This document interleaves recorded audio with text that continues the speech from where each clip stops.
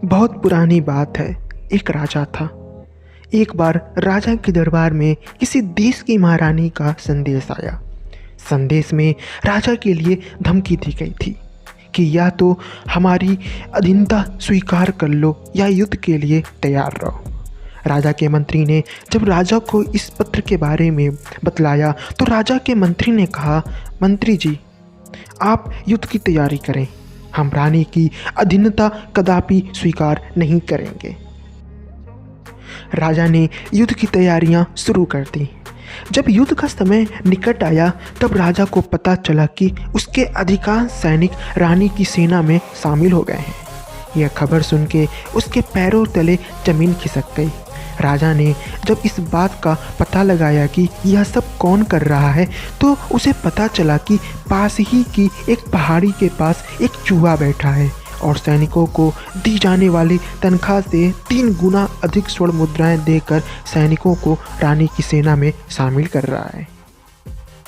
स्वर्ण भंडार से स्वर्ण मुद्राएं गायब हो चुकी थीं। राजा इस घटना से बहुत अधिक डर गया और उसने रानी की अधीनता स्वीकार करने का निश्चय किया। राजा ने रानी का पता लगाने के लिए अपने मंत्रियों को आदेश दिया।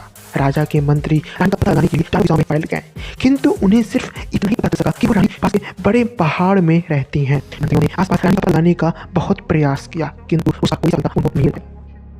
तभी राजा ने घोषणा की कि जो भी रानी का पता लगाएगा उसके साथ राजकुमारी का विवाह कर दिया जाएगा। राजा की घोषणा सुनकर दूर देश का एक राजकुमार आया और उसने अपनी विशाल सेना के साथ पहाड़ी के पास डेरा डाल लिया। राजकुमार ने अपनी सेना को पहाड़ की खुदाई करवाने का आदेश दिया।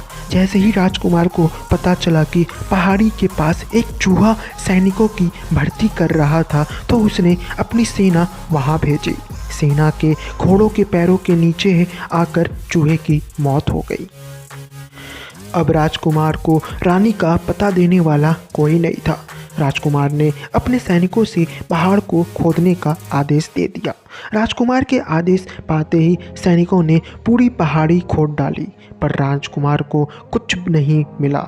राजकुमार को जब यह पता चला कि राजा के महल में स्वर्ण मुद्राओं की चोरी हो गई तो उसने राजा के खजाने की तलाशी कर ली।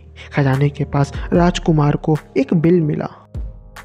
राजकुमार ने बिल की खुदाई करवाई तो काफ़ी लंबी खुदाई के बाद उसे एक स्थान पर स्वर्ण मुद्राओं का भंडार मिला जिसके पास एक चूहिया बैठी थी।